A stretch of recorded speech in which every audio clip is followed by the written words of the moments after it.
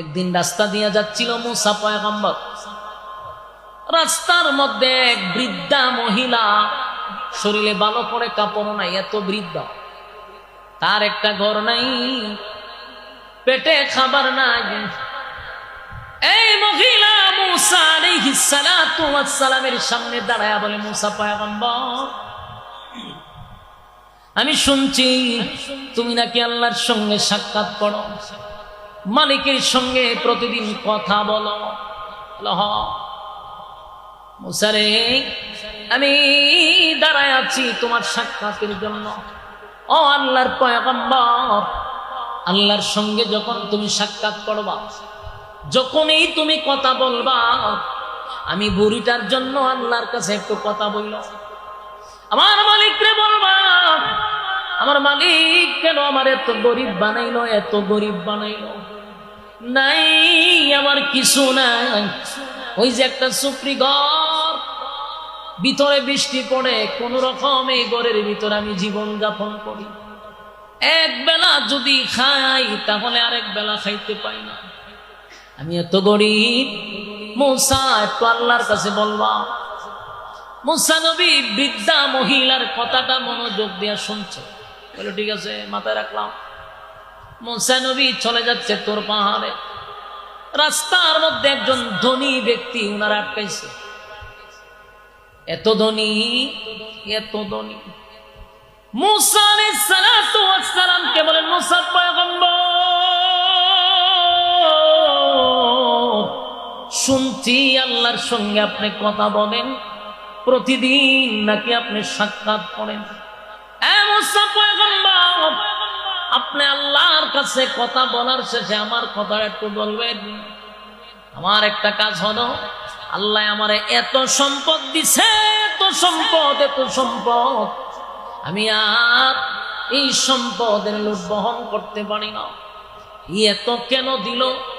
আমার এত সম্পদের দরকার নেই, আপনি একটু আল্লাহরে বলবেন, মালিক যেন আমার সম্পদ কমায়া দেয়, কমায়া দেয়, এত সম্পদের আমার দরকার নেই। উনি একটু আল্লাহরে কইবেন। মুসা নবী কইটা বলা হোক, ঠিক আছে আমি বলবো। মুসা আলাইহিস সালাতু ওয়াস সালাম তোর পাহাড়ের উদ্দেশ্য রওনা দিছে। রাস্তার মধ্যে দেখে একজন লোক হাঁটতে পারে না, পা নাই, হাতও নাই, জবান আছে। কি শুরু করছেন ভাই, যেগুলো আমি দেখতে পারি না, বিরক্তিটা। আপনারা ওয়াজের মাঝখানে কিন্তু বামার ঢুকাইতেছেন, গুড়া গাড়া আসেনি, আরো কুলো লই আন না করে আপনারা, যেটি ওয়াজ শুনবো বাড়ির গিয়ে ঘুমাইতেছে, আর বাচ্চা কাচ্চা দেখো টুপি একটা মাথার দেখো ওয়াজ গিয়া, যে ওয়াজ শুনবে হে বাড়ির ঘুমায়, আর যত গুড়া গাড়া আছে সব পাঠাই দেয়। তখন ঠিক করলে কি হইব, আইনা তো বোয়ান একবার আমার সামনে, যাতে বামাটা ঢুকাইতে পারে। এরা তো ছোট মানুষ, এরা কি আপনি আমার মতো বুঝে? এরা কথা কইব, এটা এরা স্বভাব ছোট মানুষ। কিন্তু যারা বুঝদার এরা এখানে বসানে ঠিক হয়েছে। আল্লাহর হস্তে বিরক্ত করেন না ভাই, একটা ধ্যানে ওয়াজ করলাম, মাঝখানটা দেন কথা কয়ে 12টা বাজে, এগুলা তো ঠিক না। কথা কয়েন না, কথা কয়েন না, কথা বলে একটু মনোযোগ দিয়ে শুনে। প্রথম আটকাইছে কে? গরিব, এরপরে ধনী, এখন প্রতিবন্ধী, পা নাই, হাতও নাই, শুধু কথা বলতে পারে। মুসা আলাইহিস সালাতু ওয়াস সালাম তাকায় দেখে একেবারে নিচে পড়ে রইছে, পাও নাই, হাতও নাই, হারিতে পারে না। নিচ থেকে কয়, মুসা পয়গম্বর, আপনি আল্লাহর পয়গম্বর, জানি আপনি নাকি আল্লাহর সঙ্গে কথা বলেন। বড় আশা লইয়া সারাটা দিন আপনার অপেক্ষায় আমি এখানে দাঁড়ায় আছি, শুয়ে আছি। একটু আমার দিকে তাকান, তাকায়া দেখেন আমার পা দুইটা নাই। মুসা পয়গম্বর, আমার দুইটা হাত নাই গো, আমার দুইটা পাও নাই। মুসা রে, আমি শুধু এতটুকু জানতে চাই আমার মালিকের কাছে, যে আপনি একটু আল্লাহর জিগাইবেন, আমারে কোন খামে বানাইছে, আমারে কোন খামে বানাইছে, আমার দিয়ে হাতও নাই, পাও নাই, আমি খাই আর ঘুমাই, এটা আমার খাম কিতা? আমার আল্লাহ কেন বানাইল? আল্লাহর একটু জিগাইন, আমার মালিক যে আমারে বানাইছে কোন কাজের জন্য বানাইছে কিনা, না বেহুদই বানাইছে আমারে? দুনিয়া তো আমার বরবাদ হয়ে গেল, কারণ আমার হাতও নাই পাও নাই।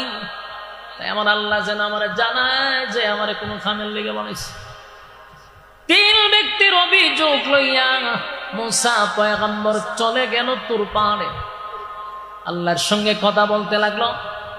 কথা বলার এক পর্যায়ে মুসা আলাইহিস সালাতু ওয়াস সালাম বলেন, মালিক আপনার কাছ দিয়ে যাওয়ার আগে, কথা বলা শেষ হওয়ার আগে 3টা ব্যক্তির অভিযোগ জানাইতে চাই।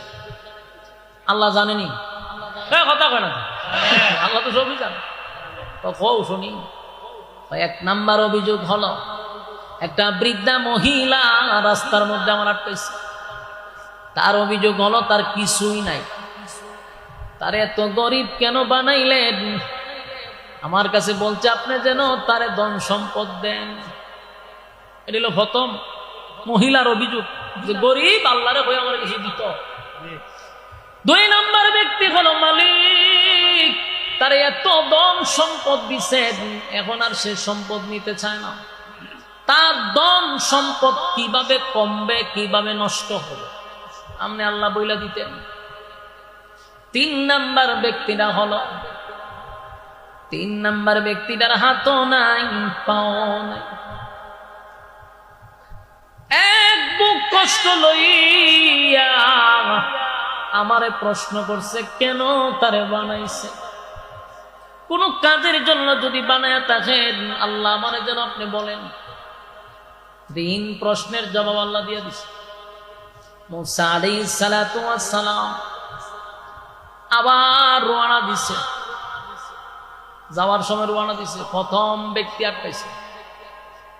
প্রথম ব্যক্তি হলো ওই বুড়ি বেটি আটকাইছে। বুড়ি হয়ে ঘটনা কি তা কথাটা তো হয়েছে নি বলা হয়েছে। তো তখন সিদ্ধান্ত কি হয়েছে? মুসা আলাইহিস সালাতু ওয়াস সালাম বলেন, বুড়িমা আপনার এই হালত আমি আল্লাহর কাছে বলছি। মালিক আপনাকে যে সাজেশন দিছে এটা মাইনা চললে আপনার ধন সম্পদ বেড়ে দেব। আল্লাহ কি বলছে? আল্লাহ কইছে আপনি বেশি বেশি বেশি মালিকের শুকরিয়া আদায় করতেন। আপনারা বাড়িতে দিয়ে সুবহানাল্লাহ কইবে। আচ্ছা আপনারা কি ব্রাহ্মণবাড়িয়ার মানুষ না? কেন বৈতল ময়মনসিংহ গাইছে না? লক্ষণ আমার বুঝতেই কত ব্রাহ্মণবাড়ির বাড়ান তুই না ট্যাঙ্কারটা মিছিল করে যায় বাড়াইতে হেডা মেডা লইয়া বাড়ি জায়গা, কিন্তু আওয়াজও তো বোঝা যায় ময়মনসিংহ গাইছে নি। লক্ষণই রম বোঝা যাইতেছে পাউন্ডারের বেড়ান মানে একটা আওয়াজ থাকে, হুঙ্কার থাকে, ঠ্যাঙ্ক একটা মিছিল করে। বাপরে বাপ বাপরে, আমরা ডরাই।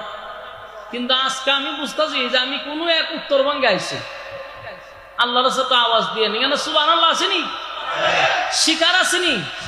আমরা কি করব? শুকরিয়া আদায় করব। যারা গরিব শুকরিয়া আদায় করব। মুসা আলাইহিস সালাতু ওয়াস সালাম বললেন, মা আমার আল্লাহ বলছেন আপনি বেশি বেশি বেশি বেশি করে মালিকের শুকরিয়া আদায় করতেন, তাহলে আল্লাহ আপনার ধন সম্পদ বাড়ায়া দিবে। বেটির কাছে মেজাজ গরম হইয়া, বেশি বুড়া হইলে মেজাজটা একটু গরম, কেটকিটা মেজাজটা। লাইন শাকারতুম লাযিদান্নাকুম ওয়া লাইন কাফারতুম ইন্না আযাবি লাশাদীদ। তোমরা যদি আমার নিয়ামতের শুকরিয়া আদায় করো বাড়ায়া দিব, আর যদি শুকরিয়া আদায় না করো আযাব দিব। আমরা কোনটা করব? সর্বহালতে আমরা বলবো আলহামদুলিল্লাহ। কথা কয় না? বড় লোক মানুষ স্বীকার করে নিল, মালিক আমার এত সম্পদ দিল, আমি কেমনে রে মালিকের না শুকরিয়া আদায় করি, এটা আমার দ্বারা সম্ভব না। আল্লাহ তার প্রতি আরো খুশি, আরো বাড়াইতেছে। সুবহানাল্লাহ। শেষে গেছে প্রতিবন্ধীর কাছে। মুসা আলাইহিস সালাতু ওয়াস সালাম দেখে হাত নাই পা নাই, লোকটা অপেক্ষায় আছে। এ মুসা পয়গম্বর,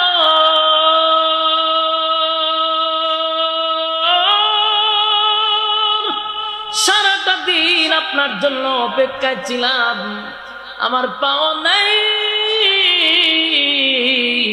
আমার হাতও নাই, আপনার অপেক্ষায় ছিলাম শুধু এতটুক জানার জন্য।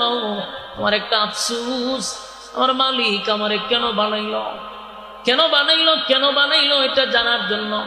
আমারে বানাইতে গিয়া মালিক হাত দেয় না, আমার মালিক আমারে পাও দেয়। বলুন মুসা পয়গম্বর, আমার আল্লাহ আপনারে কি বলছে?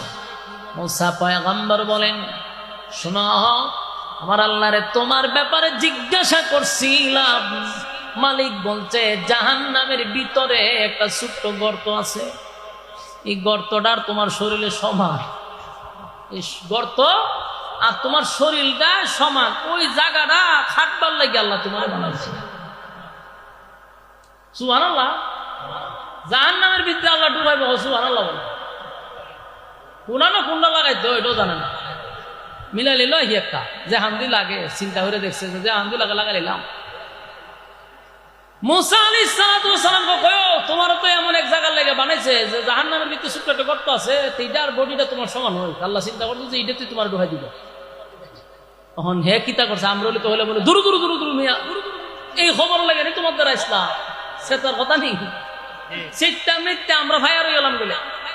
কিন্তু এই লোক কি কইছে জানে, এই লোক ওই নিচে ভরি লাফাইতেছে, এমন খুশি হয়েছে, চিৎকার দিয়া কয় আলহামদুলিল্লাহ, এতদিনে আমি বুঝতে পারলাম আমার মালিক আমারে বেহুদা বানাইছে না, আমারে কোনো একটা কাজের লাগে আমারে বানাইছে।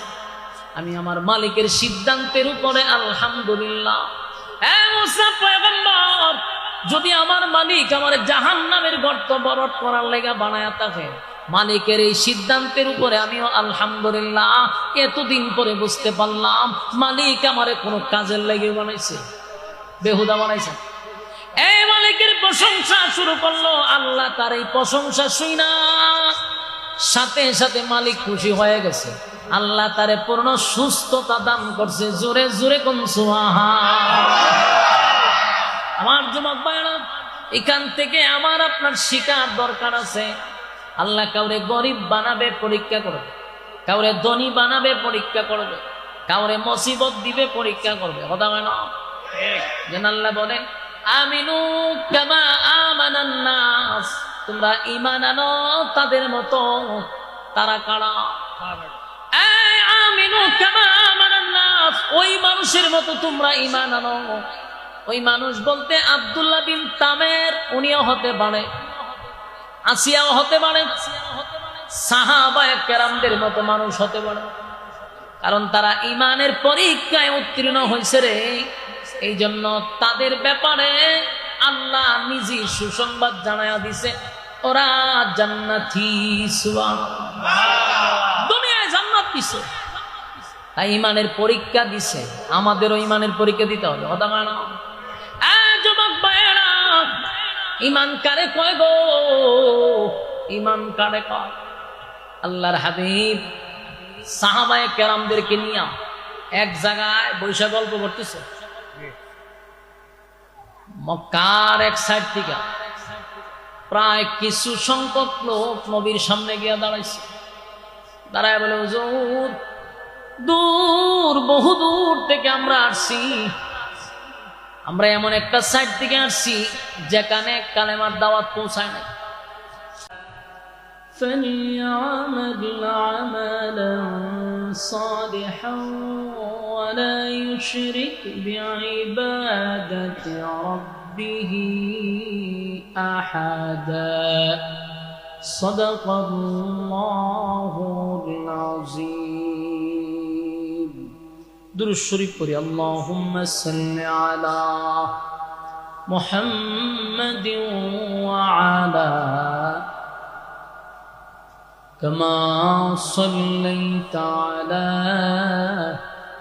ইব্রাহিম ওয়া আলা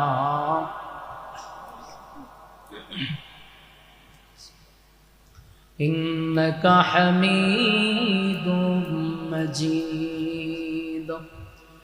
اللهم بارك على محمد وعلى آل محمد كما باركت على إبراهيم وعلى آل إبراهيم إنك حميد مجيد. मेरा दिल तलब रहा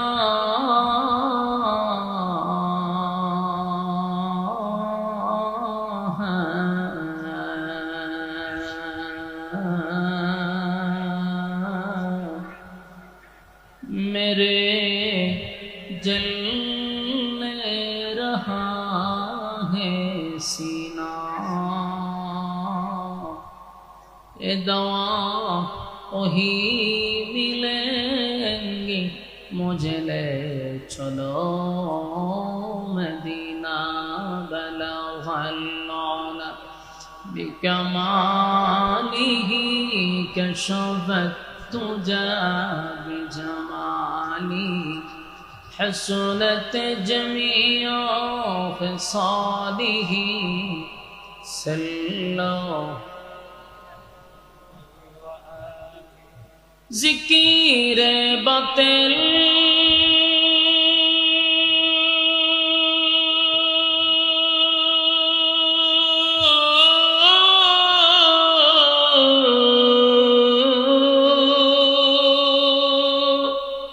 खो हटा दे दिल से रबे जिक्र में तेरे लगा दे रोज शाब ला इलाहा इल्लल्लाह ला इलाहा ला इलाहा ला इलाहा इल्लल्लाह ला इलाहा ला इलाहा इल्लल्लाह ला इलाहा ला इलाहा इल्लल्लाह मुहम्मदुर रसूलुल्लाह सल्लल्लाहु अलैहि वसल्लम।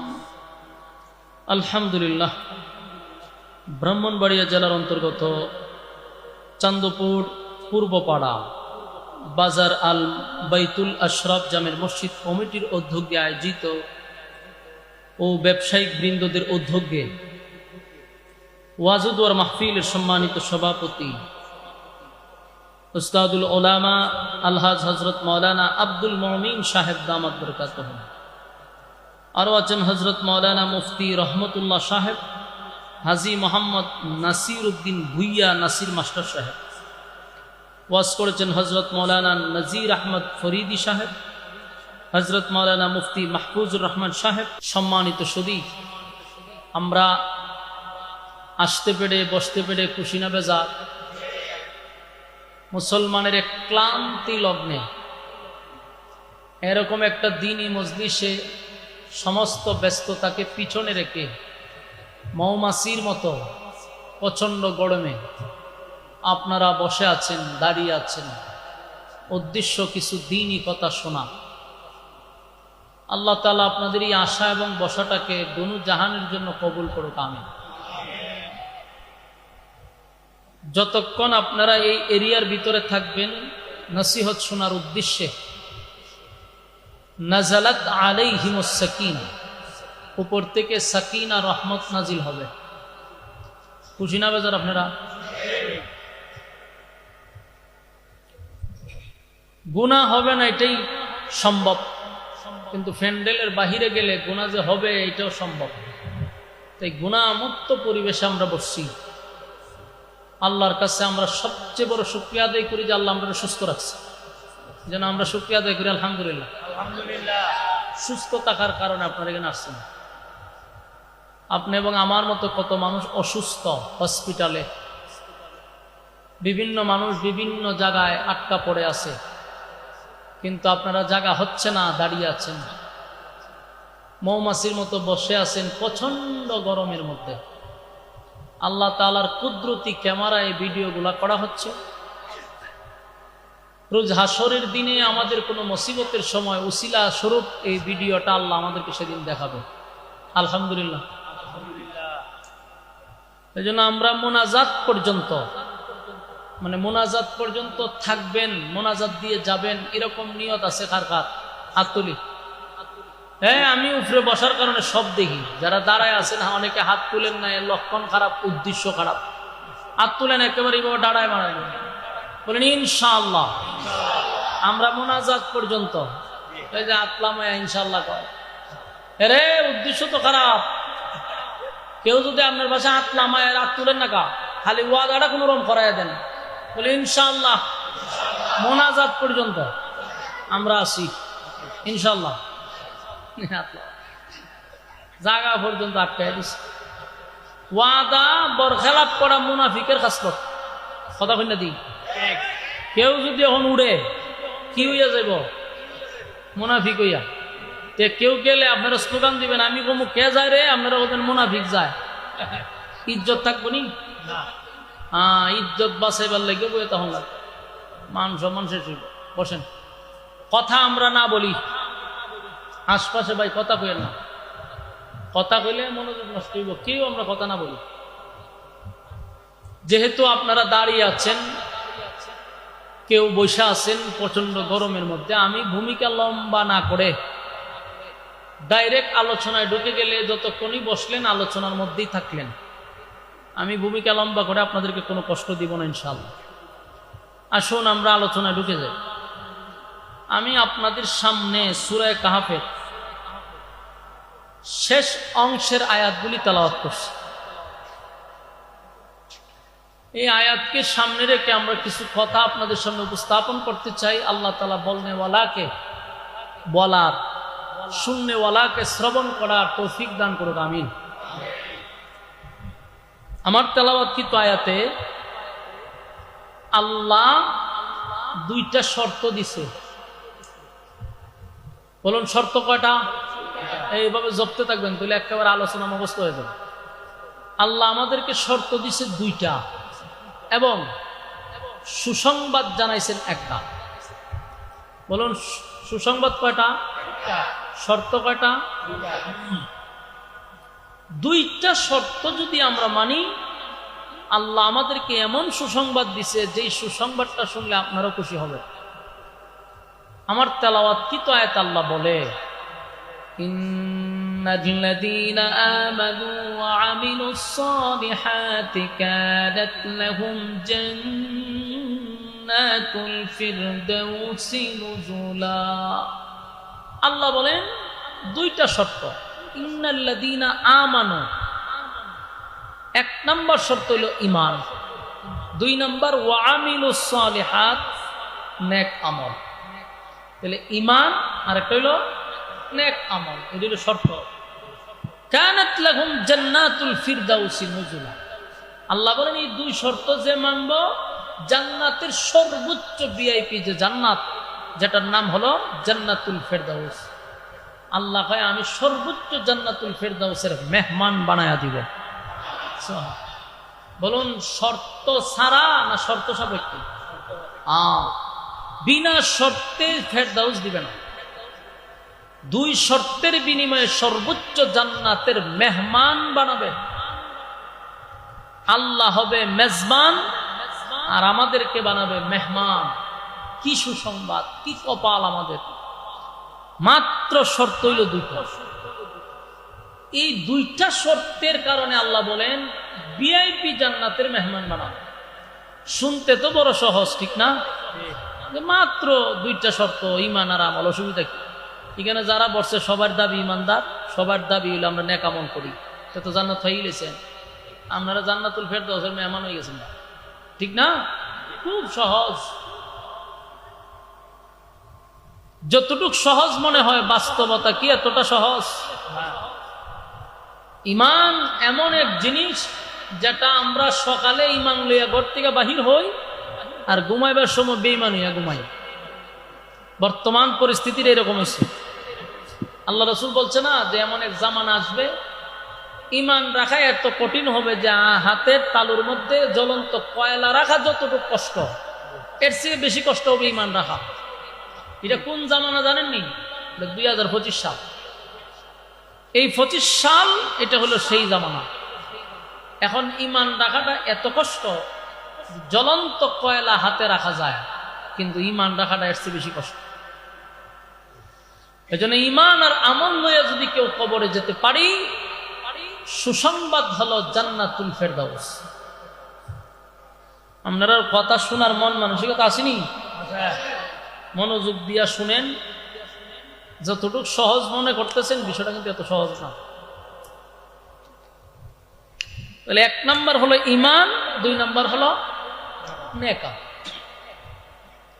ইমান হলো সবচেয়ে বড় নিয়ামত। আর আমি প্রায় সময় বলি ইমানটাকে আমি একটা অ্যাকাউন্ট বলি, অ্যাকাউন্ট। কারো যদি ব্যাংকে অ্যাকাউন্ট থাকে তাহলে টাকা জমা দেওয়া যায়। এখন আপনার টাকা লইয়া ব্যাংকে গিয়া যদি তখন বলে আমার 1 লাখ টাকা জমা রাখেন, তো ম্যানেজার জিজ্ঞাসা আপনার অ্যাকাউন্ট নাম্বার বলেন, আপনি যখন বলে আমার কোনো নাম্বার নেই, আমার কোনো অ্যাকাউন্ট নেই, তো টাকাটা রাখবো কই? টাকা রাখার কোনো জায়গা নাই। তো অ্যাকাউন্ট যদি থাকে তাহলে টাকা জমা দিতে পারবেন। ইমান যদি আপনার থাকে তাহলে নামাজ পড়লে ঢুকবে, রোজা রাখলে ঢুকবে, ইবাদত বন্দি করলে এটা ঢুকবে অ্যাকাউন্টে। ইমানই নাই তাহলে আপনি ঢুকাবেন কেন? ইমান নাই নামাজ পড়ে কি করবেন?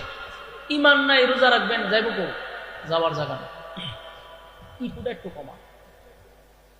এখন আপনি চিন্তা করেন তাহলে ইমানটা একটা অ্যাকাউন্টের মতো।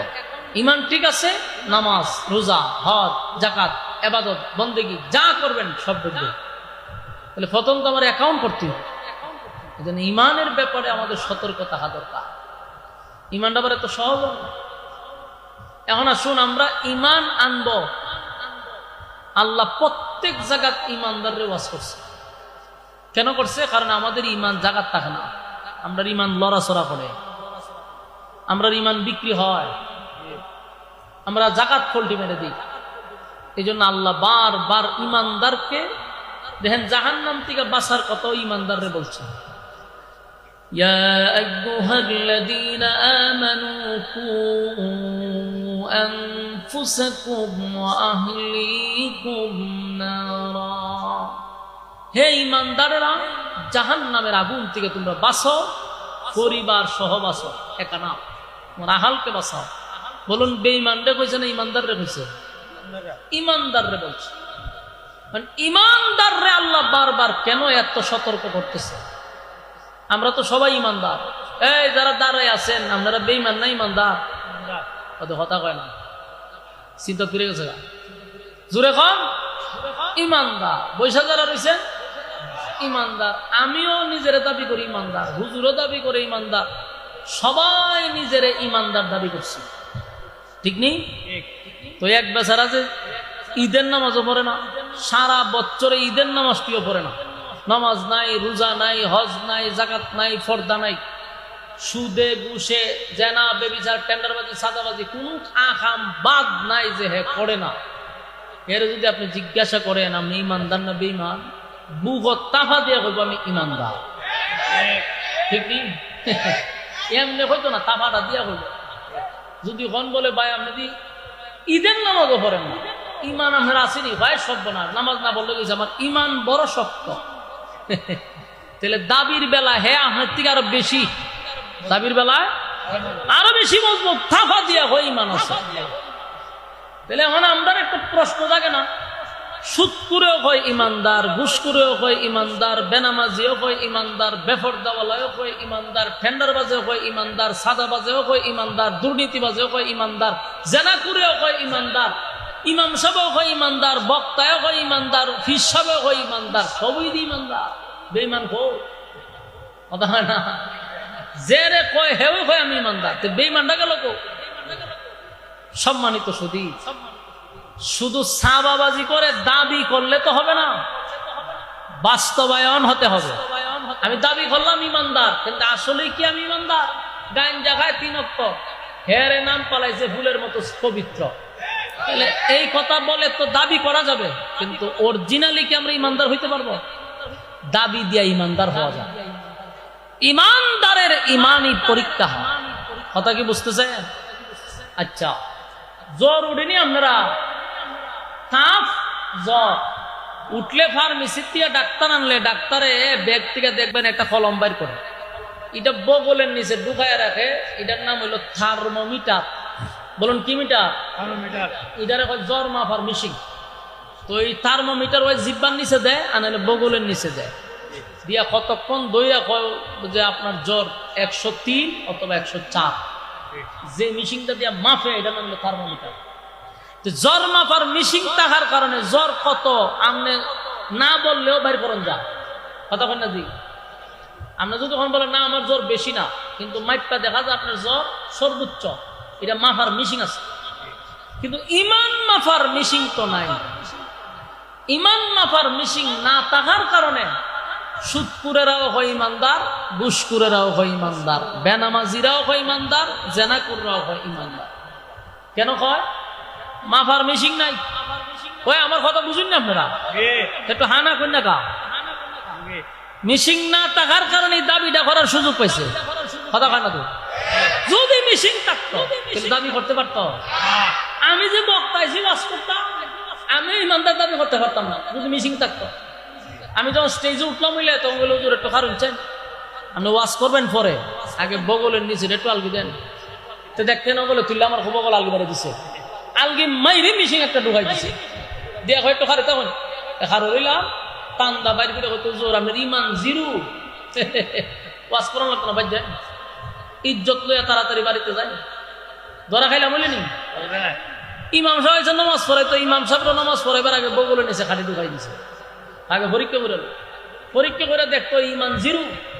ইমাম সাহেব ইমামতি না দিয়া হয়তো মান সম্মান থাকতে বেগলে বাড়ি যায়, ঠিক নেই। নেতা এসে বক্তব্য দিত, হয়তো বক্তব্য দিবি পরে আগে তোরা যে মানুষ ফুলের মতো পবিত্র হয়, আমরা মিঠাটা লাগাই দিই কেন বগলের নিচে আলগি দিয়ে ঢুকাই দেখতো ইমান জিরো। হয়তো নেতাগিরি করবে পরে আগে এখান থেকে ভাগ, নাহলে বেজ্জতি হবি, ঠিক নেই। ফিরাইলে মুরিদ করবার লাগে বলে মুরিদ করবি পরে ভাও টিপব তোর পরে, আগে তোর ইমান মাইপা লই। ইমান মাইপা দেখা যায় ইমান জিরো, ফিরে ঘরের ভিতরে অর্ধেক জুতা বাইরে বাইরে বাইরে, ঠিক নেই। তাহলে এই মিশিংটা না থাকার কারণে সর্বমহলের মানুষ নিজের ইমানদার দাবি করে। আওয়াজ দেন কেন? মাফার মিশিং নাই, তাই সাবাবাজি যার মনে চায় সেও করতেছে। 3 বেলা গাঞ্জা খায় মুসলা হয়ে গেছে, হেও নিজের ইমানদার দাবি করে। কেন দাবি করে? মিশিং নাই, কেউ প্রমাণ করতাম তো না হ্যাঁ গাঞ্জা খাইলে কি হইব, কিন্তু হ্যাঁ নিজের দাবি করে ইমানদার। আল্লাহ কয় মিশিংটা দিছি না কেন? আমি বান্দাদেরকে মানুষের সামনে বেজ্জতি করতে চাই না, তোর ইজ্জত আর সম্মান আমি রক্ষা করার জন্য এই মিশিং পাঠাই নেই। কারণ তোর মনের অবস্থা তুই ভালো করে জানোস, নিজেকে নিজে শুধরানোর জন্য আল্লাহ আমাদেরকে এই মিশিং দেয় নাই। দিলে তো কেউ আর ভালো থাকলো নইলে, কেউ আর বড় গলায় কথা বলতে পারতো না। এই জন্য আল্লাহ কয় বান্দা আমি তোর মানুষের সামনে লজ্জা দিই না, নিজে শুধরায়া যাও। ইমান এমন এক জিনিস, দুনিয়ার সব কিছুর ব্যাপারে ছাড় চলে, ইমানের ব্যাপারে কোনো ছাড় নেই। একটা পাইলাম ইমান। এবার আসুন 2 নম্বর হলো নেক আমল। নেক আমল আমাদের জীবনে দরকার আছে না নাই? দুনিয়াতে যার টাকা আছে তার দাম আছে, টাকা ছাড়া এই দুনিয়াতে এখন দাম পাওয়া যায় না। টাকা ছাড়া মা বাপের কাছে সন্তানের দাম নাই। এখন বেকার কদিন থেকে দেখেন করো, দেখবেন মা বাপই সন্তান দেখতে পারে না। তাহলে এই দুনিয়ায় চলতে গেলেও ভাই টাকা লাগে। যার টাকা আছে তার দাম আছে, যার টাকা নাই দাম নাই। আর পরকালের সিস্টেম হলো যার নেক আছে তার দাম আছে, যার নেকি নাই তার 4 পয়সার কোনো দাম নাই। তাহলে আমাদের জীবনের নেক আমলের দরকার আছে না নাই? আল্লাহ বলেন আমি তোমাদেরকে দুনিয়ায় পাঠাইছি নেক আমল করার জন্য। তোমরা গোলামি শুধুমাত্র কেবলমাত্র আমার করবা, আর তাম সৃষ্টি জগৎ আমি তোমাদের গোলামি করার জন্য বানাইছি। সুবহানাল্লাহ থাকলে বলতে পারেন আল্লাহ আমরা অনর্থক বানাইছে। আফাহাসিবতুম আন্নামা খালাকনাকুম আবাসান ওয়া আন্নাকুম ইলাইনা লা তুরজাউন।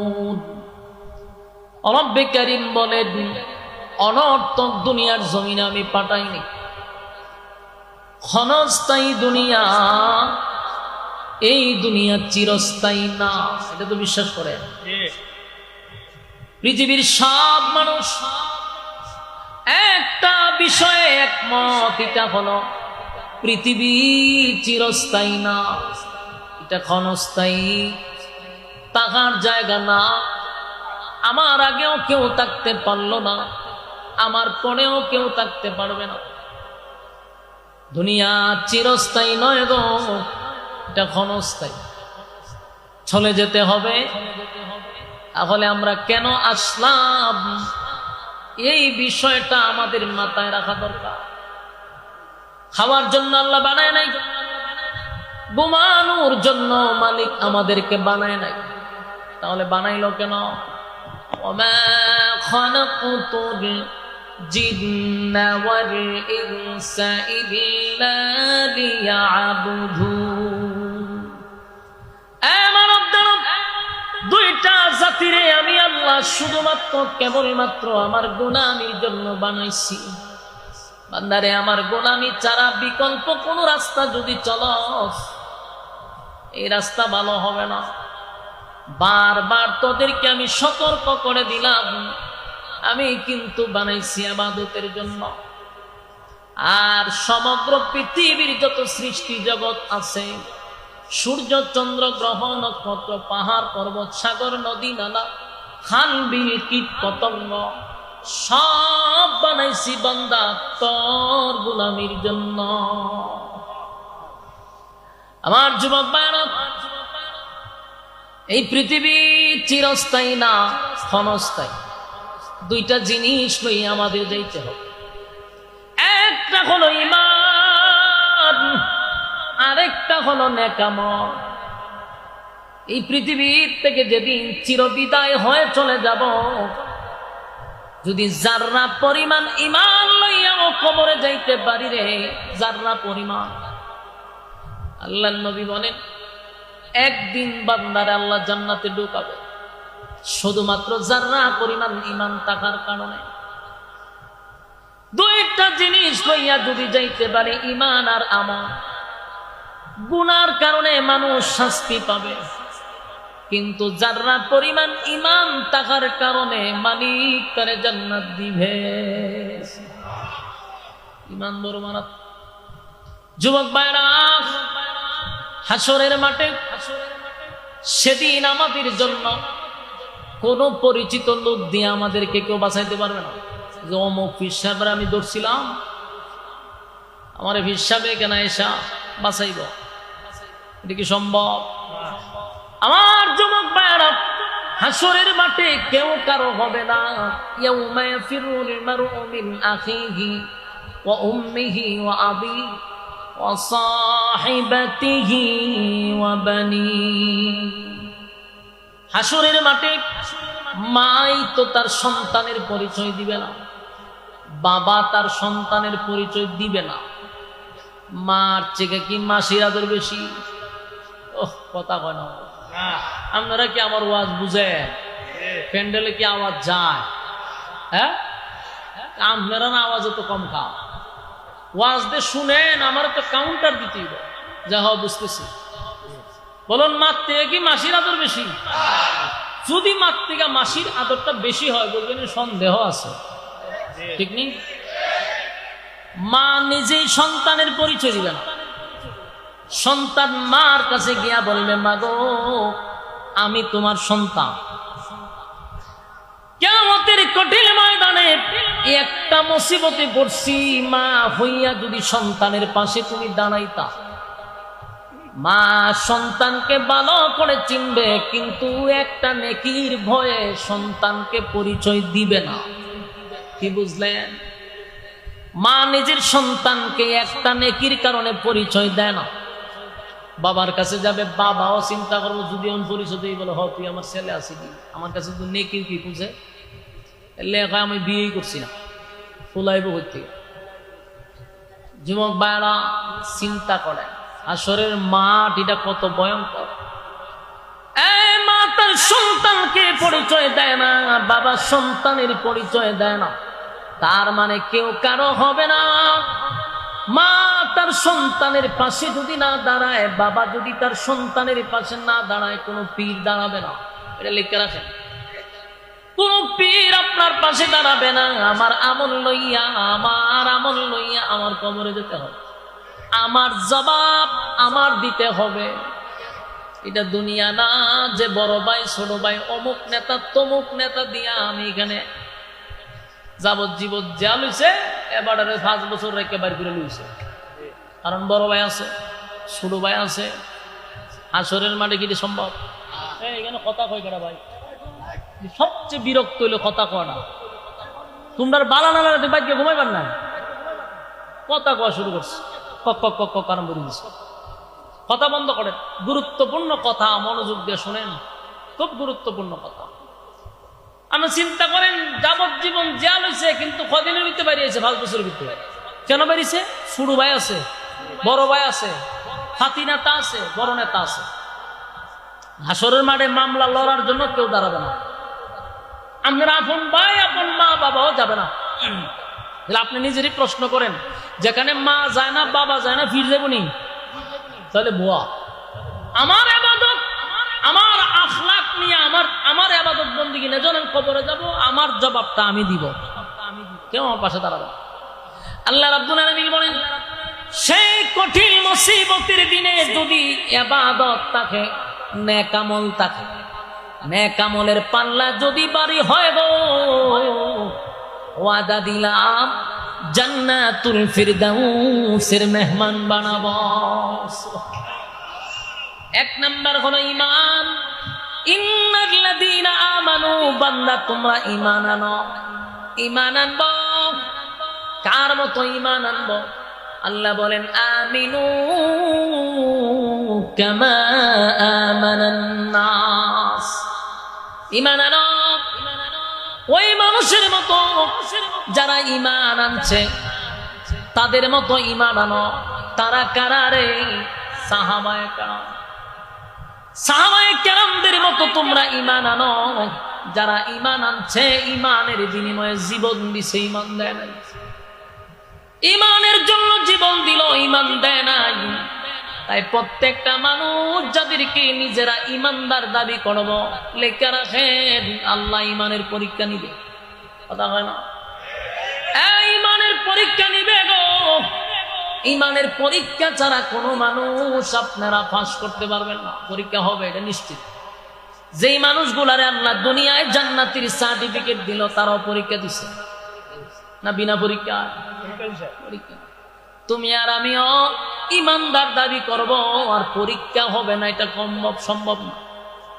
আল্লাহ কাউরে গরিব বানায়া পরীক্ষা করবে, গরিব বানাইয়া পরীক্ষা করবে। বুঝে নিতে হবে গরিব হওয়াটাই আমার সাবজেক্ট, এটাই আমার পরীক্ষা, এই সাবজেক্টেই আমাকে পাস করতে হবে। আল্লাহ কাউরে ধনী বানাইব, কোটি কোটি কোটি হাজার কোটি টাকার মালিক বানাইতে পারে। বুঝে নিতে হবে এটাই আমার সাবজেক্ট, এখানেই পাস করতে হবে। কাউরে মালিক অসুস্থতা দিবে, বছরের পর বছর খালি অসুস্থ, এরকম মানুষ আছে না? আবার কাউরে মালিক পেরেশানির মধ্যে রাখে, মুসিবত, খালি মুসিবত। বুঝে নিতে হবে এটাই তোমার একটা পরীক্ষার সাবজেক্ট। সর্বহালতে আমরা বলবো আলহামদুলিল্লাহ, কারণ গরিব বানাইয়াও পরীক্ষা নিতে পারে। কথা হয় না? যুবক ভাইরা, মুসা আলাইহিস সালাতু ওয়াস সালাম আল্লাহর পয়গম্বর ছিল, সাধারণ না, কালিমুল্লাহ। আল্লাহর সঙ্গে কথা বলতো, প্রতিদিন মালিকের সঙ্গে কথা বলতো। একদিন রাস্তা দিয়ে যাচ্ছিল মুসা পয়গম্বর, রাস্তার মধ্যে এক বৃদ্ধা মহিলা, শরীরে ভালো করে কাপড় নাই, এত বৃদ্ধা, তার একটা ঘর নাই, পেটে খাবার নাই। এই মহিলা মুসা আলাইহিস সালাতু ওয়াস সালামের সামনে দাঁড়ায়া বলে, মুসা পয়গম্বর আমি শুনছি তুমি নাকি আল্লাহর সঙ্গে সাক্ষাৎ করো, মালিকের সঙ্গে প্রতিদিন কথা বলো। মুসা রে, আমি দাঁড়ায় আছি তোমার সাক্ষাতের জন্য। ও আল্লাহর পয়গম্বর, আল্লাহর সঙ্গে যখন তুমি সাক্ষাৎ করবা, যখনই তুমি কথা বলবা, আমি বুড়িটার জন্য আল্লাহর কাছে একটু কথা বলল। আমার মালিকরে বলবা, আমার মালিক কেন আমার এত গরিব বানাইলো, এত গরিব বানাইলো?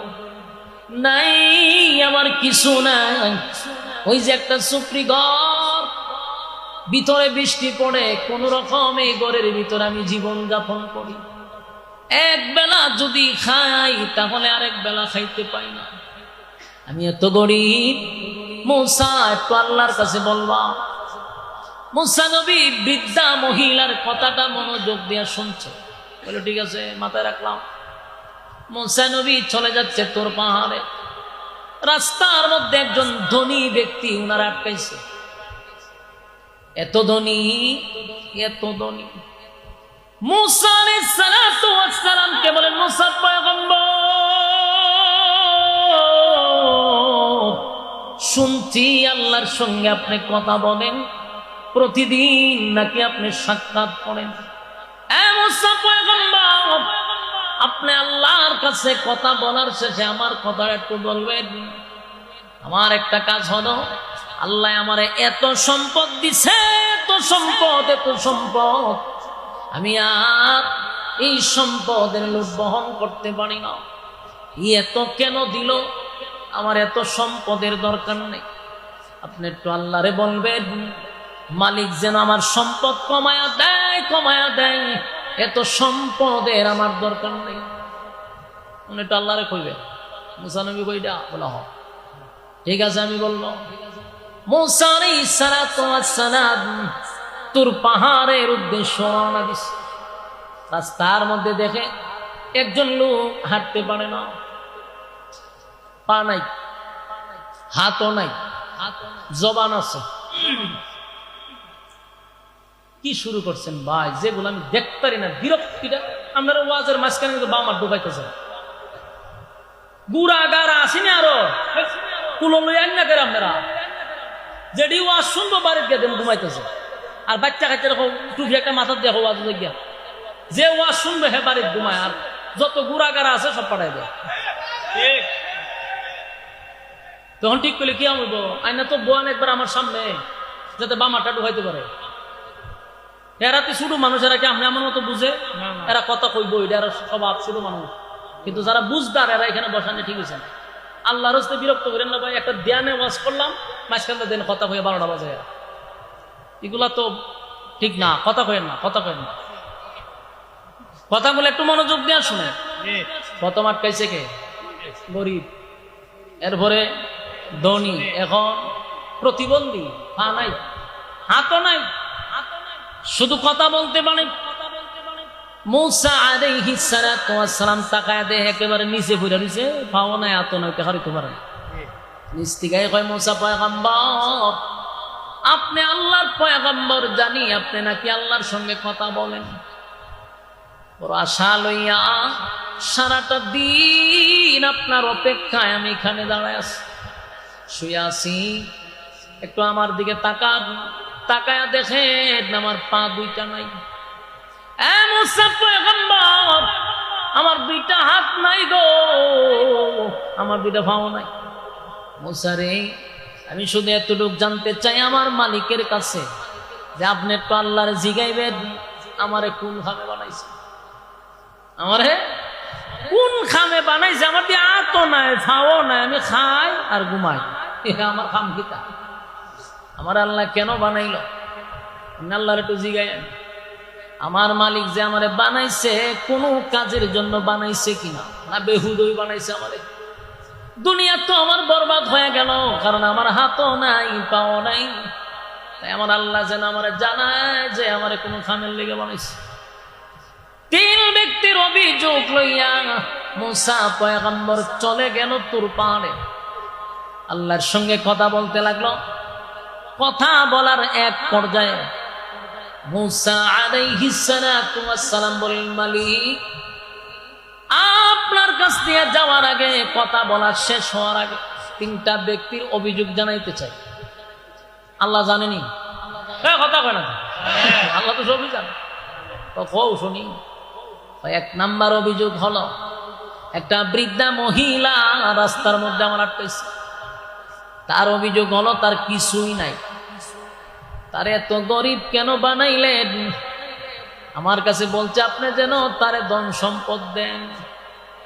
এটা হলো প্রথম মহিলার অভিযোগ, যে গরিব, আল্লাহরে হয়ে আমার কিছু দিত। দুই নাম্বার ব্যক্তি হলো, মালিক তারে এত ধন সম্পদ দিছেন, এখন আর সে সম্পদ নিতে চায় না। তার ধন সম্পদ কিভাবে কমবে, কিভাবে নষ্ট হবে, আপনি আল্লাহ বইলা দিতেন। তিন নাম্বার ব্যক্তিটা হলো, তিন নাম্বার ব্যক্তিটার হাতও নাই, পাও নাই, এক বুক কষ্ট লইয়া আমারে প্রশ্ন করছে কেন তারে বানাইছে। কোন কাজের জন্য যদি বানায় থাকেন, আল্লাহ আমারে যেন আপনি বলেন। তিন প্রশ্নের জবাব আল্লাহ দিয়ে দিছে। মূসা আলাইহিস সালাতু ওয়াস সালাম আবার রওনা দিছে। যাওয়ার সময় রওনা দিছে, প্রথম ব্যক্তি আটকাইছে। প্রথম ব্যক্তি হলো ওই বুড়ি বেটি আটকাইছে। বুড়ি হয়ে ঘটনা কিতা, কথাটা তো হয়েছে নি, বলা হয়েছে তো। তখন সিদ্ধান্ত কি হয়েছে? মূসা আলাইহিস সালাতু ওয়াস সালাম বলেন, বুড়িমা আপনার এই হালত আমি আল্লাহর কাছে বলছি। মালিক আপনাকে যে সাজেশন দিছে, এটা মাইনা চললে আপনার ধন সম্পদ বেড়ে দেব। আল্লাহ কি বলছে? আল্লাহ কইছে আপনি বেশি বেশি বেশি মালিকের শুকরিয়া আদায় করতেন। আপনারা বাড়ি দিয়ে সুবহানাল্লাহ কইবে?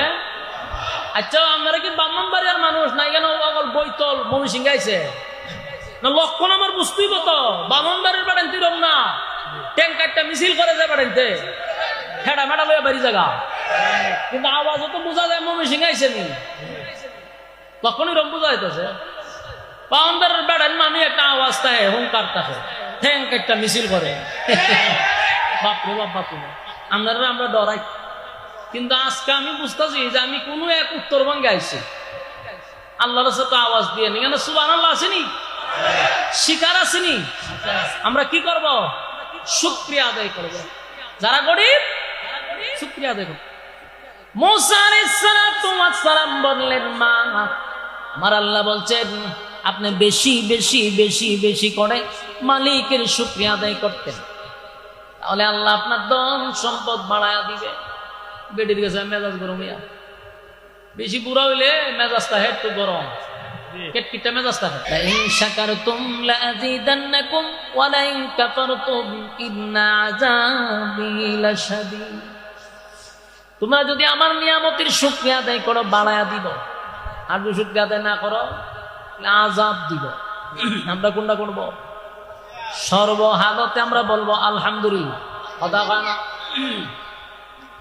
বড় লোক মানুষ স্বীকার করে নিল, মালিক আমার এত সম্পদ দিল, আমি কেমনে রে মালিকের না শুকরিয়া আদায় করি, এটা আমার দ্বারা সম্ভব না। আল্লাহ তার প্রতি আরো খুশি, আরো বাড়াইতেছে। সুবহানাল্লাহ। শেষে গেছে প্রতিবন্ধীর কাছে। মূসা আলাইহিস সালাতু ওয়াস সালাম দেখে হাত নাই পা নাই, লোকটা অপেক্ষায় আছে। এ মূসা পয়গম্বর,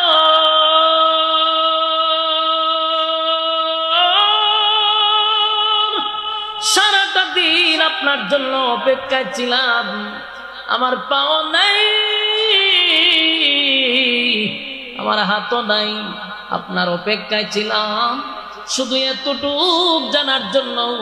আমার একটা আফসোস, আমার মালিক আমারে কেন বানাইলো, কেন বানাইলো, কেন বানাইলো এটা জানার জন্য।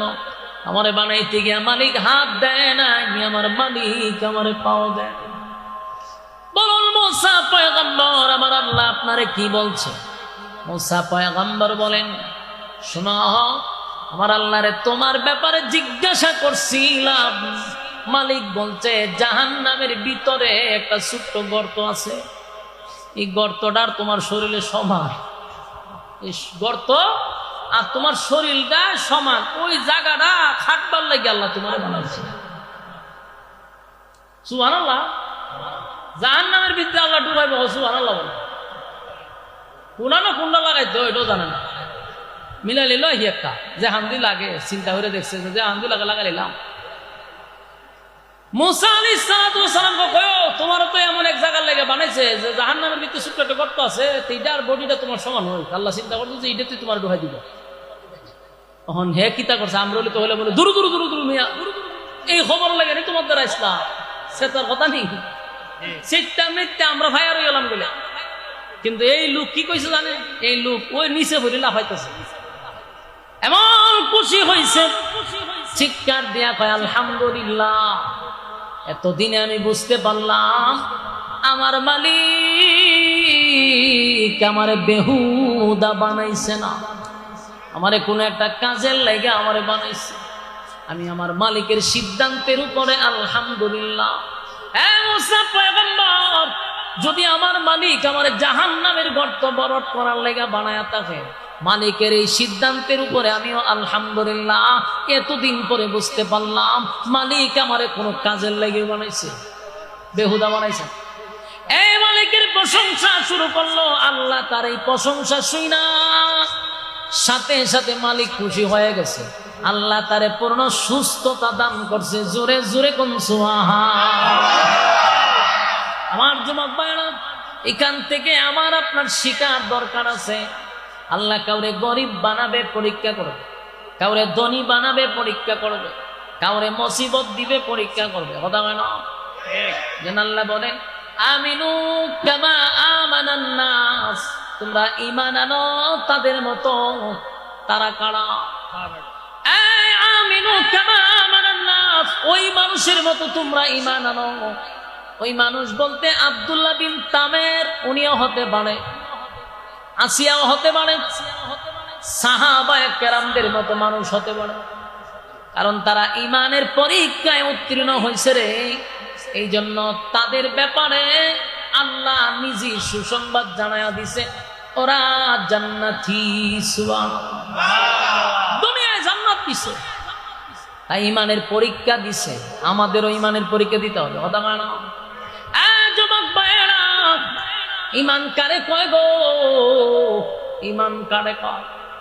আল্লাহর হাবিব সাহাবায়ে কেরামদেরকে নিয়ে এক জায়গায় বৈশা গল্প করতেছে। মক্কার এক সাইড থেকে প্রায় কিছু সংখ্যক লোক নবীর সামনে গিয়া দাঁড়াইছে। দাঁড়ায় বলে হুজুর, দূর, বহু দূর থেকে আমরা আসছি, আমরা এমন একটা সাইড থেকে আসছি যেখানে কালেমার দাওয়াত পৌঁছায় না।